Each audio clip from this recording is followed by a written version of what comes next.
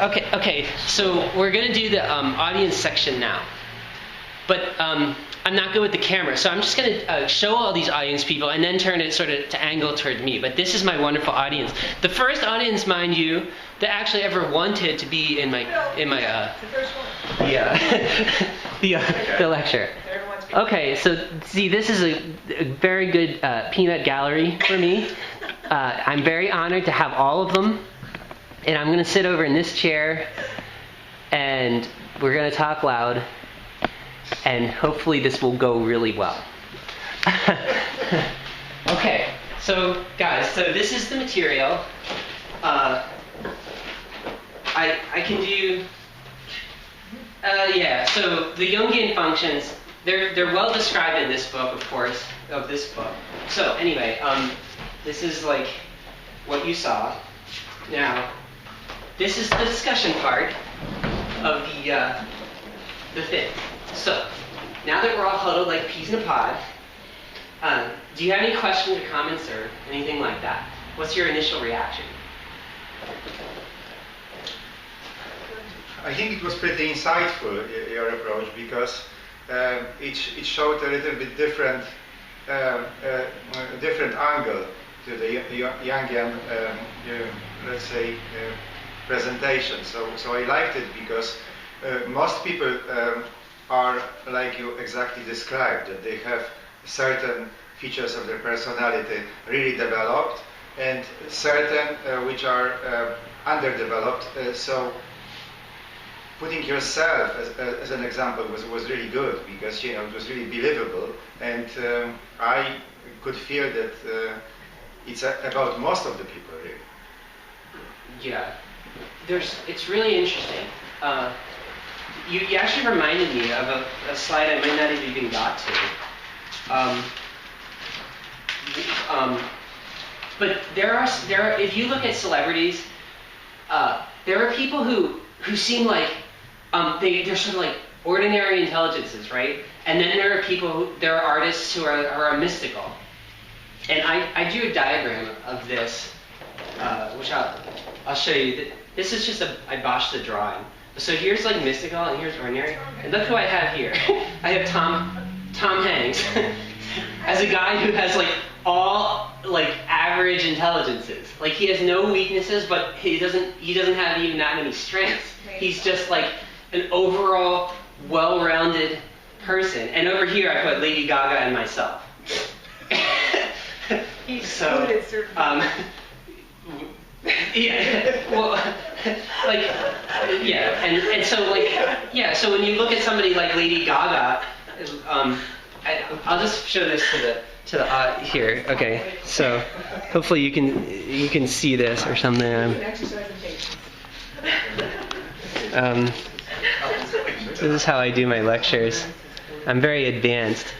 You see on the left there's Tom Hanks, and on the right there's Lady Gaga, and that big blue spot is just because my drawing skills suck.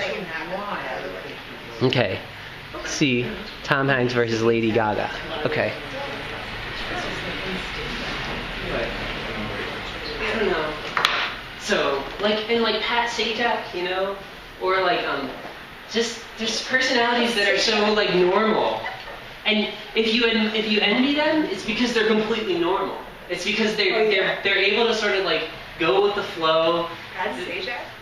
Oh yeah, I guess he is. He's bland. Yeah. Yeah, like pretty bland. Bland? Yeah. Yeah, sure. You're right. So and then like a Lady Gaga will be. He feel good though. I mean, he does. I mean, he's comforted. Yeah, I mean, I don't know. Like if you're lucky enough not to have any weak functions, then you often are like. You're not as insecure. Weakness causes insecurity. Like if you have a weakness, like you'll end up having insecurities. But and so if you look at like Lady Gaga's artwork or her music and stuff, she's always about like, well, I was born this way, like, and that's basically. It means she has to assert that she's okay being who she is, which means she's like wrestling with the world of like, am I okay? Is it okay to be how I am? And so she overcompensates, like saying, "Look, I'm me," and has to keep self-affirming, right? Yeah, that's my personal experience of reality. Also, is like it's like, and I think that arguably that makes an unconventional thinker. Right, it does. It's like, if you have strong areas and weak areas, was that your, was that a good? No, I'm saying that most people, in my opinion, I mean, quite a few people who are original thinkers, they are this way, that they don't have all the aspects developed.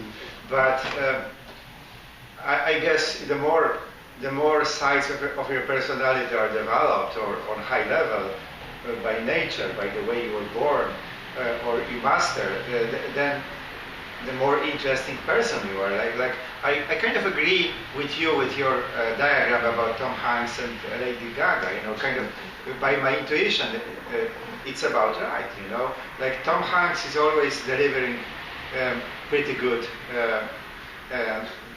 performance, but I'm never like really crazy about what he is doing, but most people they are, because he's kind of satisfying all the aspects of what people expect from an actor. So I agree with you. And Lady Gaga, I also agree with you that she's kind of that she's not really a full personality, but the sides of her personality which make her stand out. You know, she's really exploiting, and she's very successful with this. So you know, I think you gave very good examples. Okay. Except for the only problem is you didn't include me as mystical. you didn't make my lecture. Right. That's your that's your area of like chief concern. But you see, I question why Lady Gaga. You see, that's questioning. That's making it seem like personality, the cult of personality. Well, you know, like but a lot of people are like this. A lot of like famous artists. Yeah. Like I honestly think this is a better way of approaching mental illness generally. Yeah. I don't know, like. So I don't know. It explains it. Yeah. In a visual way. Yeah, that's very good. You're separating it out into the parts, which is very helpful to deconstruct things. Have you heard of parts therapy? I mean, well, there's certain parts of your personality. I don't know, but it's a whatever you call therapy method. Parts like there's the scolding school teacher, and then there's the little boy, and then there's the mischievous one, and they all. I really interact. They interact. With each other. Yeah, and sometimes in a person who's depressed or mentally ill, one is just outsized, running the show. And all that's a good point. Yeah. Parts therapy. It was. So I found it very helpful. Tom Hanks has all the parts nice and equal. Right. All his No one parts doesn't work like well. Tom Hanks. Yeah. Yes. Who doesn't like Tom Hanks? I don't like Tom You Hanks. either love Katie and Lady Gaga. You either I'm unconventional. think she's like a groundbreaking artist, or like me, I just have no use for her. You should create strong impressions in people. Yes, Whereas he doesn't. Tom Right. Hanks doesn't. He doesn't offend or excite. Exactly.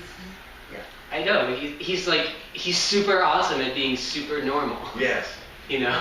And you know, there's another aspect of your presentation, that basically all those features of the character, they are not really objective, or they are objective in a very funny way, because they are subject to the perception.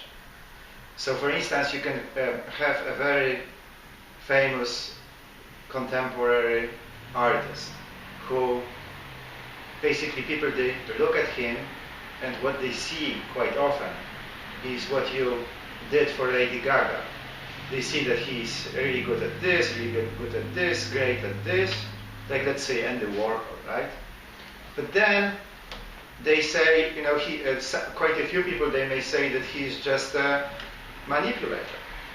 I've heard that said. And then, so he may have, in the eyes of many people, or I would say quite a few people, if not most of them, the map of Lady Gaga, how you present it here. But in time, and usually time verifies that, you can see if people were right, if the perception was right. So all of that it could be verified by the changes in perception in time. So that's my comment. I sometimes think that they say like a creative person usually has an IQ of like a certain amount above 100.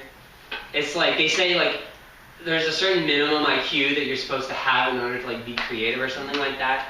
I don't know. I think that might play into this a little bit. Like if your total abilities, it's like to me like a great artist or a great creative person is somebody who, despite their weaknesses, is still able to like pull something together, you know. And create. Yeah, but at the same time, take somebody like Peter Sellers, right? He was a genius actor for many years ago, but he also ended up being schizophrenic. It was as if his genius abilities did pull stuff together for a time, but eventually his areas of weakness actually grew to dominate his personality. Right, but what I was saying about perception, that quite often contemporaries are not able to appreciate what the creative person is doing. So, but they can feel certain maybe greatness in the person. So they can again label person having some great aspects, and the other aspects being criticized. So, for instance, if you take again like famous painters like Joseph William Turner, he was very much appreciated that he made a lot of money during his lifetime. This was like 19th century England, basically like first half of the 19th century. But quite a few people, they were really believing that he's crazy or whatever he's doing is insignificant or really muddy or not really painting, that he was crazy. But he was appreciated because he had some supporters. So basically he had very good PR, speaking in today's term. And he was doing this PR by himself too. So, but what in time happened, when the time passed, he was acknowledged as one of the biggest artists ever creating, because the perception changed, that he was he made a real difference, because he basically was just before the Impressionists. He was doing paintings in the Impressionist style. And at his time, the perception was limited because people, they weren't on his level. So that's my comment. That this is really very dynamic. It could be dynamic. It's not that somebody is like that and that's it. Mm-hmm. It depending if the perception of the person is right or wrong. My personal experience of myself is, they would call it like manic depression, but this explains it better. This explains it better because it means like, it's like when I'm on, I'm really on, which makes sense because I'm really smart in some areas, but when I'm off, and I don't know, just the simultaneous presence of high intelligence and high and really low intelligence in different areas can throw you off. So like you're sitting in a crowd and you think you're getting along with people, and then all of a sudden everybody's doing something else, and to them it looks like it came to them perfectly natural to switch over to doing that other thing, and you're stuck there and you're like, what? I thought I was getting along with these people, and now they're all just changed all of a sudden. So, I don't know. I got a lot of help from this. What's that? What would you summarize that phenomenon as? That would be like...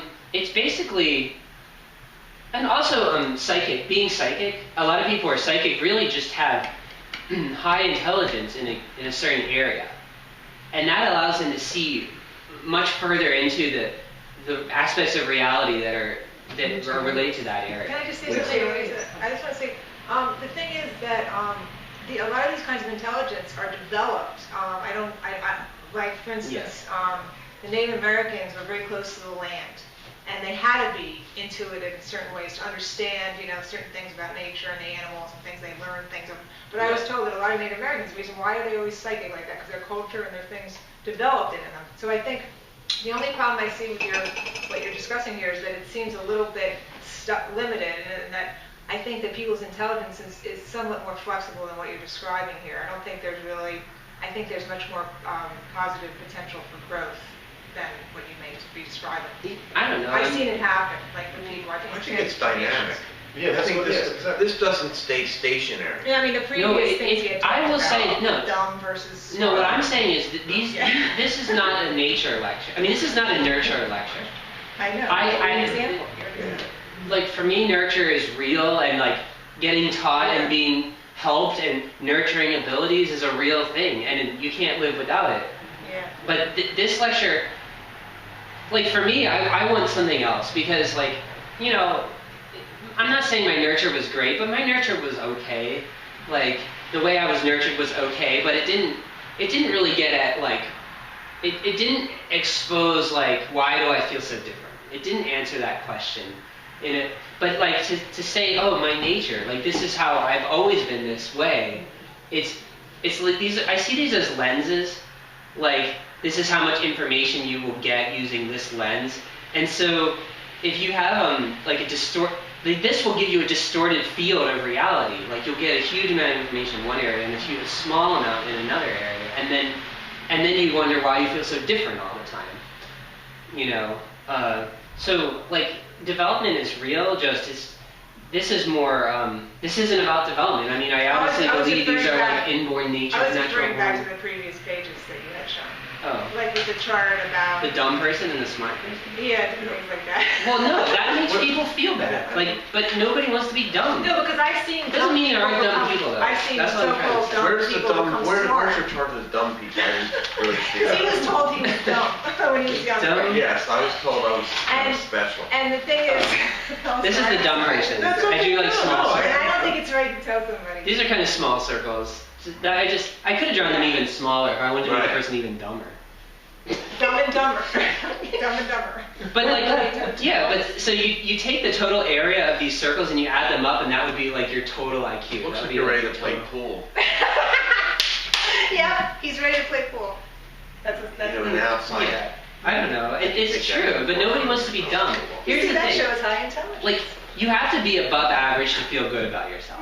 That's one of the stupid things about human, like, in human circles, you have to be above average to feel good about yourself. And if you're not above average, you'll convince yourself you are, and everyone else will help you convince yourself you are, because they don't want to make you feel bad either. You know? And so human beings always make themselves out to be better than they are, because it feels bad to be normal or below normal. So there's just an inherent thing where nobody wants to talk about IQ. Like, people are really threatened by IQ. And maybe the existing IQ tests actually don't measure all the kinds of intelligence, and insofar as they're not even measuring all the kinds of intelligence, then they're legitimately bogus. And if they're going to tell you what your total intelligence is. Does IQ measure emotional intelligence?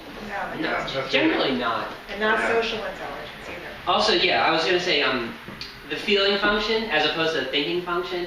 Feeling function is what, in Jungian psychology, is generally what would be called emotional intelligence. Right. Uh, So it's maybe not only about IQ, but it's about how smart the person is actually. So it doesn't have to be about IQ. Adaptive. Right. Because but usually it goes along. So but I don't know that people.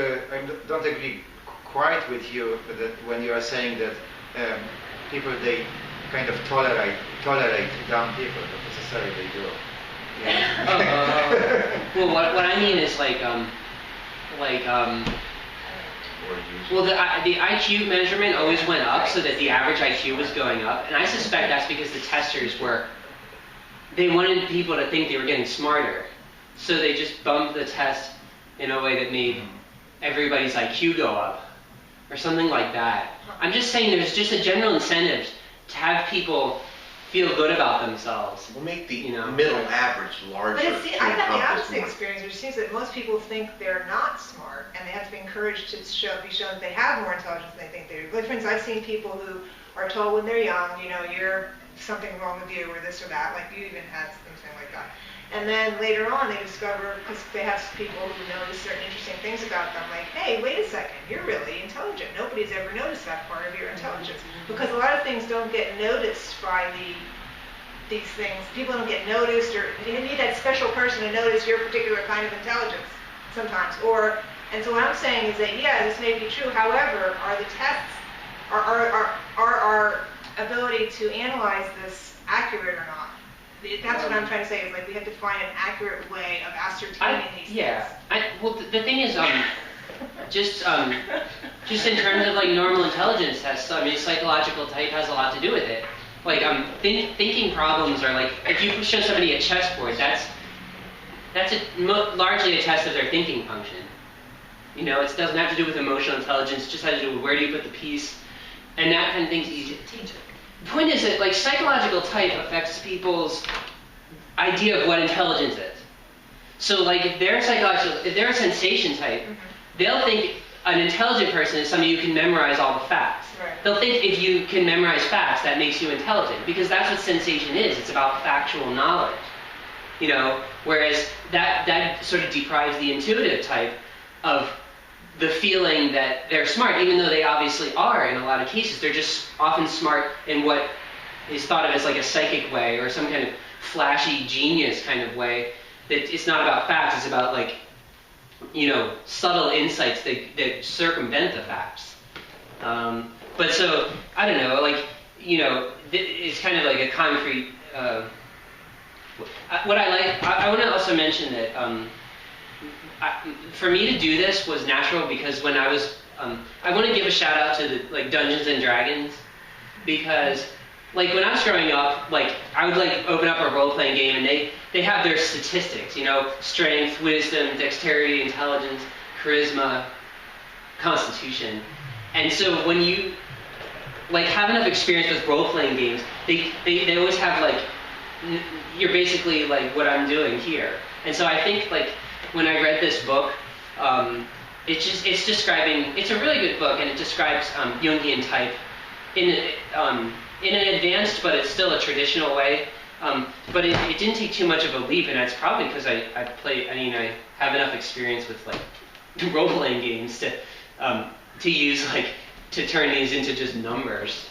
But this thing that's scary about this thing is it's really effective. It's really, really effective. It's like you study this, and you look at like celebrities, you can start diagnosing them, you know. Rather dumb individual.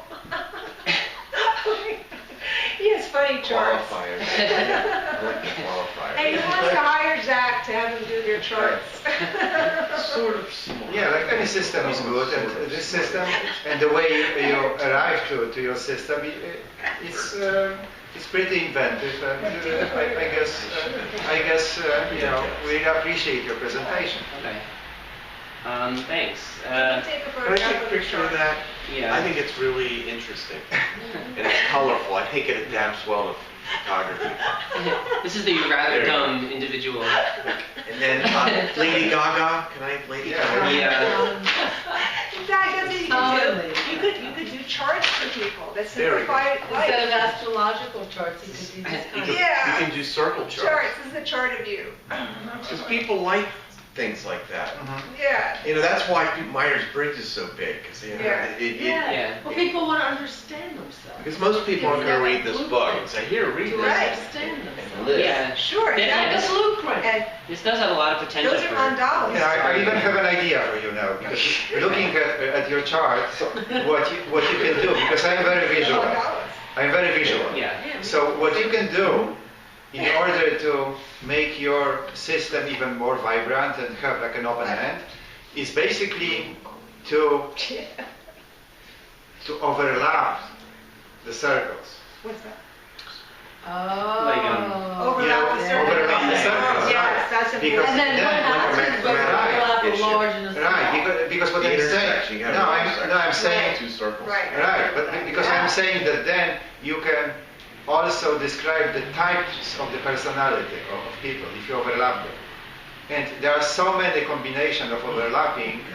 It's extremely visual, and you can just succeed on. Yeah, and then you can make beautiful designs based on all the different personalities. And then what you can do, you can, based on your system, you can call it with your name, your system, and with overlapping, circles, you can basically kind of present and to people and sell to them. Framed their pictures of their types of their personality with this overlapping circles. I want to take this opportunity to let the YouTube audience know that I'm unemployed, and that if you want to pay me money for talking to you, I will.